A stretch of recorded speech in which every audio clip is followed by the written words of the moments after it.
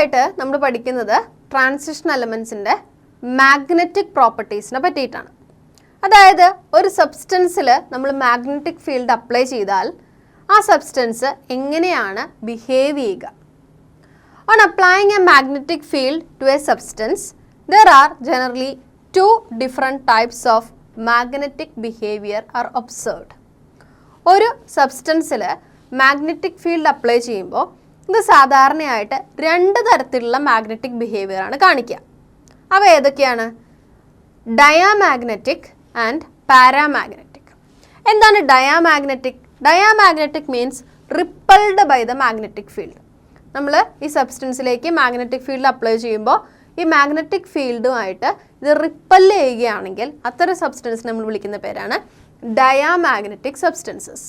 എന്നാൽ ചില സബ്സ്റ്റൻസസിൽ magnetic field apply ചെയ്യുമ്പോൾ അവ അങ്ങ് അട്രാക്റ്റ് ചെയ്യുന്നു. ഇതിനെയാണ് പാരാമാഗ്നറ്റിസം അല്ലെങ്കിൽ പാരാമാഗ്നറ്റിക് സബ്സ്റ്റൻസസ് എന്ന് വിളിക്കുന്നത്. അപ്പോൾ ഡയാമാഗ്നറ്റിക് സബ്സ്റ്റൻസസ് കാണിക്കുന്ന മാഗ്നറ്റിക് പ്രോപ്പർട്ടിയെ ഡയാമാഗ്നറ്റിസം എന്നും പാരാമാഗ്നറ്റിക് സബ്സ്റ്റൻസസ് കാണിക്കുന്ന മാഗ്നറ്റിക് പ്രോപ്പർട്ടിയെ പാരാമാഗ്നറ്റിസം എന്നും വിളിക്കുന്നു. ഇവിടെ ട്രാൻസിഷൻ എലമെൻസിനെ പറ്റി പറയുമ്പോൾ നമുക്കറിയാം മിക്കവാറും എല്ലാ ട്രാൻസിഷൻ എലമെൻസിനും അൺപെയർഡ് ഇലക്ട്രോൺസ് ഉണ്ട് അല്ലേ?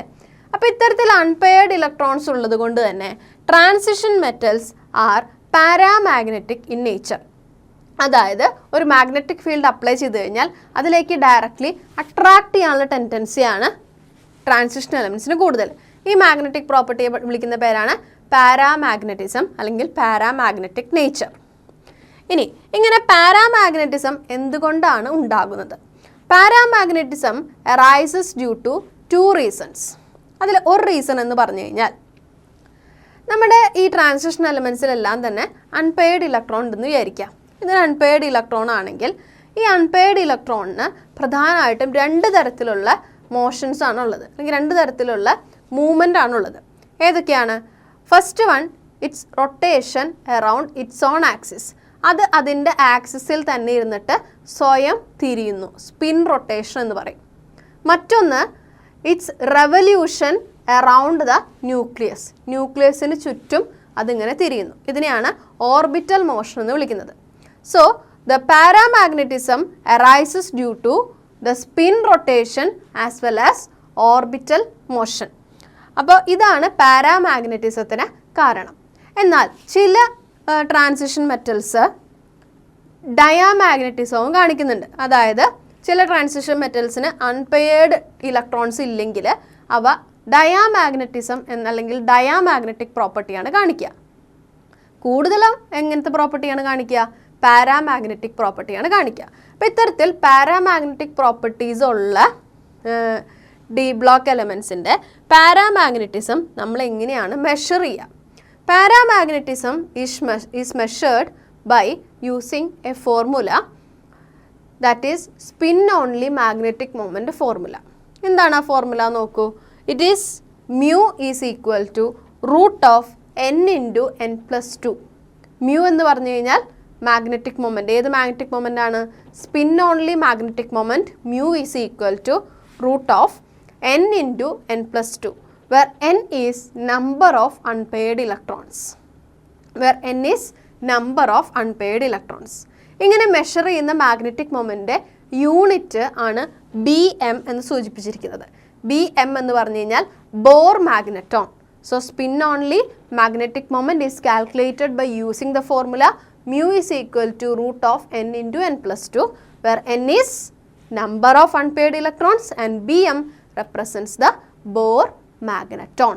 സ്പിൻ ഓൺലി മാഗ്നറ്റിക് മൊമെൻറ്റ്സ് എങ്ങനെയാണ് കാൽക്കുലേറ്റ് ചെയ്യുക നമ്മൾ കണ്ടു. അതിൻ്റെ ഇക്വേഷൻ വളരെ പ്രധാനപ്പെട്ടതാണ്.